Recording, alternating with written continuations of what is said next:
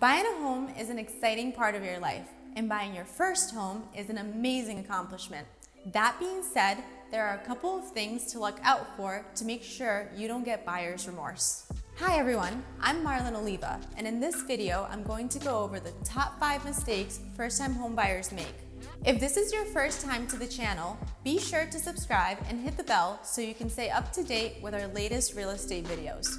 This video is all about the first-time homebuyers. They get pulled in all sorts of directions when it comes to getting guidance from their parents, neighbors, friends, you name it. Some of that might be helpful, but there is a lot of noise out there. So I've come up with the top 5 mistakes first-time homebuyers should avoid to help with the home buying process. Let's jump right into it.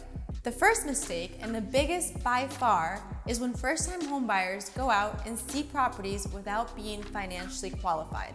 I feel like too often homebuyers tell themselves, we don't need to talk to lenders before we go out and look at houses. I'm telling you right now, this is the wrong way to go about it. You have to get pre-approved before you go out and look at houses. If you don't, you're setting yourself up to fail. Why am I saying this? Why do real estate agents tell you to do this? Well, you don't know what you can afford until you've been told what you can afford. Sure, there will be options throughout the home buying process where you could go this route or that route, but your budget and what you actually pay is not your choice. It's the lender's responsibility to come up with the numbers. You may think you can afford a $600,000 house in the middle of downtown, but in reality, you can only afford a $300,000 house 25 minutes away from downtown. One of the benefits of being part of the Fitzpatrick team is that I have a bunch of local lenders I can recommend so you can avoid the first big mistake. The second mistake for first-time homebuyers is searching for a unicorn, meaning that checklist of everything you want in your 100% perfect home. I hope you wrote that in pencil and not pen, because you'll most likely have to make a lot of adjustments. The perfect home with a fenced-in backyard, open floor plan, finished basement, walking distance to your favorite cafe with an ocean view, that doesn't exist. And if it does exist, it's going to be double your budget. It is important that you come into this process mentally prepared to make some sacrifices. Start to reconsider your priorities, and that will help us as we search for your new home.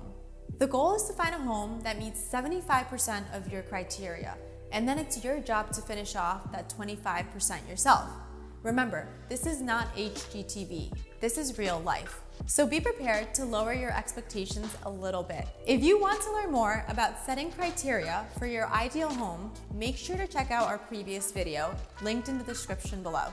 Mistake number 3 is expecting your house to increase in value. The reality is, after you buy your house, it might not increase in value. It actually might even decrease depending on your market. This is about your mindset. You need to make sure you're buying the home for the right reason. It's true that the value of homes generally increase over time, but the key word here is general. If your plan is to jump into the market at the exact right time and then sell and jump out at the exact right time, timing the market, you're going to lose.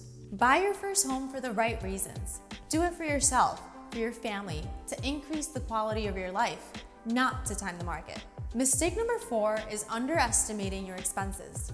Utilities and unexpected repairs really eat up a lot more than you may initially think. A general rule of thumb is to estimate that about 1% of the purchase price will be used for yearly maintenance, repairs, and major yard work. There's a saying that goes, once you buy a house, things start breaking. Well, it's kind of true. There are a lot of hidden costs involved in the maintenance and repairs. While you may not know exactly what these costs are going to be, you should still be budgeting, accounting, and saving for these situations. Hopefully, you'll be the lucky one that won't have to use this emergency budget. But when something pops up, it's always better to be prepared. It's a cliche, but it fits pretty well here. You should expect the unexpected. The 5th mistake I see first-time homebuyers make is falling in love with the house. It's extremely rare that the house you buy will meet all of your current needs and all of your future needs. But if you're like the rest of us, the house will be suitable for a handful of years, and then eventually you'll get the itch to move. Do not let your emotions get the best of you. It's super important to continue to think logically. If you fall in love with a house, you will 100% overpay for it. Or someone will outbid you and you'll start comparing every future house to this one that you lost. I can't stress this enough. Don't do this. Have a short memory when it comes to house hunting, especially in today's market. Why? Because houses are going to disappear. They are going to go under contract. But you know what? A house right around the corner is going to come up for sale. A better house is going to come up for sale. So there you have it. These were my top 5 mistakes first-time homebuyers should avoid. I didn't mention these mistakes to discourage you. In fact, this is meant to encourage you. Knowing these mistakes will help you set more realistic expectations when purchasing your first home. Earlier in the video, I mentioned I have local lender recommendations. And with the Fitzpatrick team comes so much more. We are the #1 RE/MAX team in Rhode Island with over 170 transactions and $93 million in sales in 2021. We have decades of combined experience on our team to help anyone from seasoned investors to you, a first-time homebuyer. That's all I have for this video. Let us know in the comments what video you'd like to see next. Be sure to leave a like if you enjoyed this video and subscribe for more content like this. See you next time.